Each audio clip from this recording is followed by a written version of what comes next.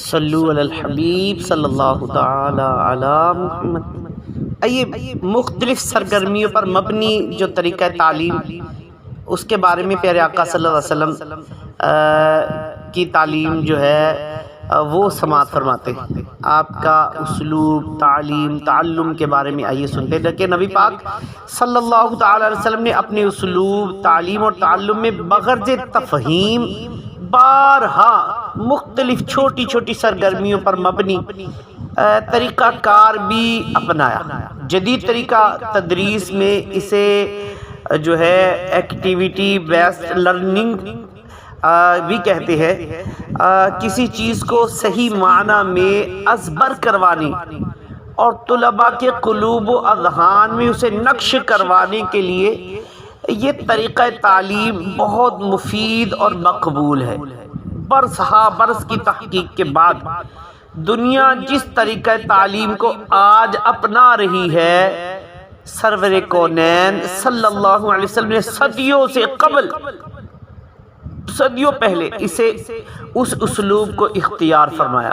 سیدنا جابر بن عبداللہ رضی اللہ تعالی نے فرمایا کہ نبی پاک صلی اللہ علیہ وسلم نے ایک لکیر کھینچی، پھر فرمایا آپ نے اس لکیر کے دائیں اور بائیں جانب دو مزید لکیریں کھینچی، پھر درمیانی جو لکیر تھی اس پر ہاتھ رکھ کر فرمایا ھذا سبیل اللہ، فرماتے یہ اللہ کا راستہ ہے۔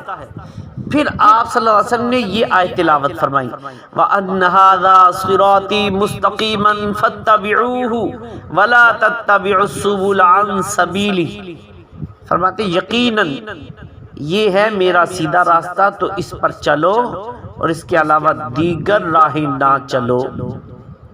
تو تقریر تدریس میں بھی ہاتھ کے اشارے کا استعمال بہت مفید اور عام ہے۔ کوئی بات سمجھانے کے لیے بسا اوقات کافی لمبی چوڑی تقریر کرنی پڑتی ہے یا کسی طویل پیراگراف کی ضرورت پیش آتی ہے، لیکن اگر اسی بات کو سمجھانے کے لیے اشاروں کا استعمال کیا جائے تو انسان فوراً سمجھ جاتا ہے۔ تاجدار رسالت صلی اللہ علیہ وآلہ وسلم نے صحابہ کرام علیہم رضوان کو مختصر لفظوں میں اپنی بات سمجھانے کے لیے بارہا دست مبارک سے اشاروں کا استعمال فرمایا۔ ایک بار مصطفیٰ جان رحمت صلی اللہ علیہ وسلم نے یتیم بچوں پر کمال مہربانی کی تاکید کرتے ہوئے ارشاد فرمایا وَأَنَا كَافِلُ الْيَتِيمِ فِي الْجَنَّةِ هَكَذَا، فرماتے میں اور یتیم کی کفالت کرنے والا جنت میں اس طرح ہوں گے۔ یہ فرما کر آپ صلی اللہ علیہ وسلم نے اپنی شہادت اور درمیان والی انگلی کو ملا کر اشارہ فرمایا۔ اللہ اکبر۔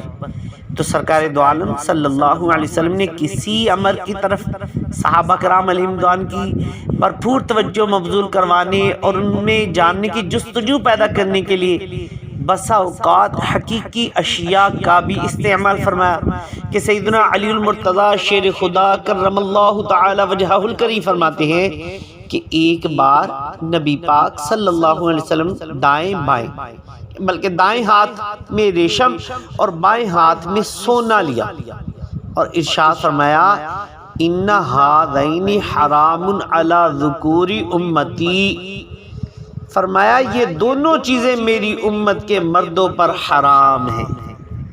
تو یہ بھی بھرپور توجہ حاصل کرنے کے لیے حقیقی اشیاء کا استعمال کرنا بڑا فائدہ مند ہے۔ اسی طرح ہاتھوں کے اشارے سے بھی سمجھانا فائدہ مند ہے، اور پیارے آقا صلی اللہ علیہ وسلم کی یہ بھی طریقہ کار ہے۔ اگر اس کو سنت پر یعنی کہ سنت طریقہ سمجھ کر استعمال کریں گے تو انشاءاللہ اس سے بھی ثواب بھی ملے گا۔ اللہ پاک عمل کی توفیق عطا فرمائے، آمین بجاہ النبی الامین صلی اللہ علیہ وسلم۔